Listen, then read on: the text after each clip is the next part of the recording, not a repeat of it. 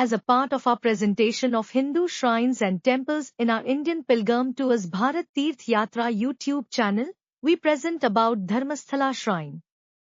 Dharmasthala is a famous Shiva shrine located on the banks of the river Netravati in the Beltangadi taluk of the Southern Kannada district in the state of Karnataka.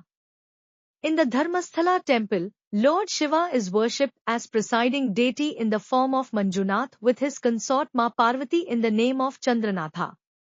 There are sub-temples of other deities like Lord Ganesh, Kumaraswamy and Kanyakumari in the temple complex.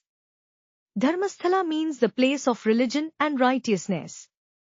Dharmasthala is recognized as a holy shrine and striving for the establishment of Dharma in the surrounding areas.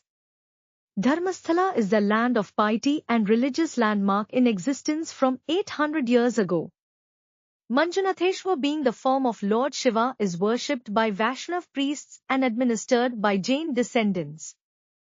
Dharmasthala is the abode of humanity and righteousness. Dharmasthala is the abode of Dharma and a unique heritage that has been settled for years. Dharmasthala is one of the most revered and famous Jain shrines in South India since centuries. According to local mythology, about 800 years ago in Dharmasthala, an official of the Hegde dynasty, Birmanna, was admired by the villagers for his modest service to the villagers. It is known that their public service is still going on as well. The gods were looking for suitable people for charity, establishment and publicity came to the house of Birmanna. The couple invited them to the house and worshipped them. The gods were pleased and appeared in their dream. The gods asked them to dedicate their lives to the service of God along with the house. The couple gave their house to the gods and built another house. The deities asked to build separate temples for the deities Kalarahu, Kalarkai, Kumaraswamy and Kanyakumari. Further, they asked to appoint 4 as helpers and 2 persons to worship the deity. At the order of the gods, Birmanna called for the Brahmins for the construction of the temple and asked them to perform the necessary worship. The Brahmins asked him to erect a Shiva ling next to the temple when a member of the Hegde family decided to establish a Shiva ling and Annappa, their clan deity, disappeared saying that he would bring a Shiva ling.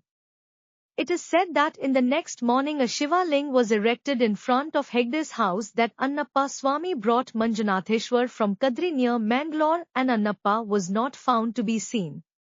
Shiva ling was established according to the order of God. As a result, Manjunath temple was constructed around the Shiva ling. Annappa is worshipped by the people in the form of Panjurli. About 400 years ago, in the Hegde dynasty, Devaraja invited Sri Vadi Rajaswamy from Udupi. Sri Vadi Rajaswamy, who came to Dharmasthala with happy, refused to take alms here as Manjunath was not established in Vedic custom. Hegde asked Raja Swami to re-establish the Shiva ling as per Vedic custom. He named the place as Dharmasthala. Jains worship their deities as well as Manjunath in the Dharmasthala temple. The priests are Vaishnav Brahmins and the temple trustee is Hegde.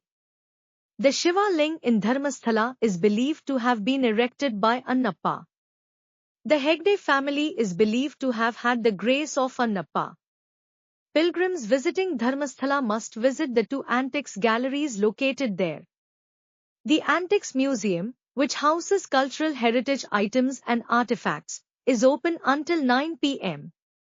The second museum is open from 8:30 am to 1 p.m. and from 2 p.m. to 7 p.m. The temple is administered by Jains and worships are conducted by Hindu priests. Laksha Dipotsav is celebrated in the temple during the months of November and December. The temple is visited by about tens of thousands of devotees from different states of the country. Every day thousands of devotees who come to visit the temple will be served with free delicious meal. 1 out of every 1,000 people is revered as the chief guest of the temple. There is no variation in the courtesy of the guest on caste, religion, culture and class. The alms given in the holy temple shows special effect on the devotees. Temple administrators do not discriminate between rich and poor at the time of free feeding. The name of the dining restaurant is Annapurna. Those who live in the ashrams of the temple get free meals and free accommodation.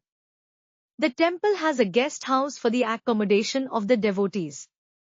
Morning darshan, puja and prasad from 6:30 am to 2 pm, anointing and arcane from 8:30 am to 11 am, evening darshan, adoration from 7 pm to 8:30 pm.